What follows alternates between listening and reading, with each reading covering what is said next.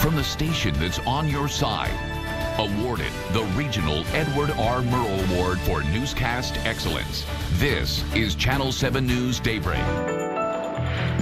The time now is 6:23. Ever wonder what impact energy drinks have on your heart? Well, a new study has the answer, and you may be surprised with what they found. Joining us this morning to explain is Baptist Health cardiologist Dr. Scott Davis. Hey. Welcome, as always. Glad you're here. Let's get straight to it. Start with the results that came out of this study. Yeah, so what they did, they took otherwise active, healthy young people. Average age was 22 years old. 34 folks then drank two 16-ounce bottles of either energy drink A or energy drink B up against then a placebo. So it had three arms to this study.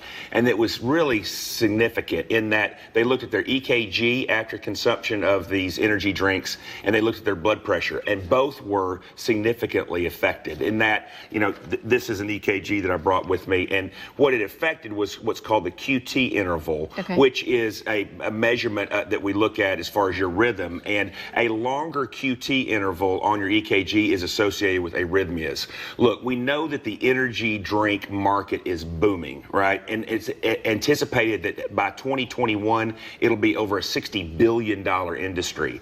And if you look at consumption, we've got data that shows that like between ages of 12 and 17-year-old teenagers, some over 30% drink at least one energy drink a day.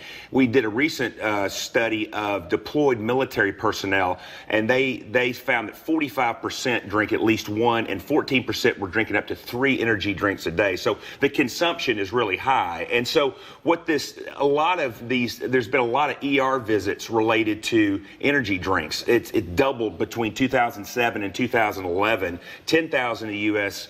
in 2007. 20,000 ER visits in 2014. And so it's becoming an issue that we need to focus on. So this study was looking at what is the effect on your EKG, on your rhythm, as well as blood pressure, and they showed a statistically significant increase in the rhythm change, as well as blood pressure was increased in both arms that looked at the energy drinks. The question is what's driving it? And that's going to demand more research, because it's not just the caffeine piece. Because then it's not the same always with soda or coffee. Correct. So what they did, like these energy drinks have, like one had like 300 milligrams of caffeine, the other like 325. And research has already shown that like less than 400 milligrams of caffeine a day has been shown to be safe. The FDA has proven that. So there's suspicion that there's something else that's at play. And is it an interaction of like these B complex vitamins that are in there, like some of these amino acids like taurine? There's other ingredients in these energy drinks that are going to need more study to figure out exactly what is the bad actor. But if in fact, here's the warning, or here's the concern, if in fact you do have some kind of congenital rhythm issue, it's called a long QT syndrome, you would be seeing a heart doctor for that. But if you've got high blood pressure, you need to rethink these energy drinks. And so it's going to demand more investigation by researchers, by FDA,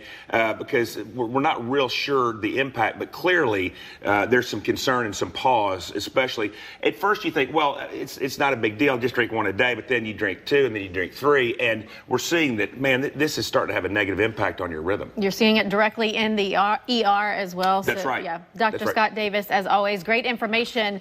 Know this information before you go grab another energy drink.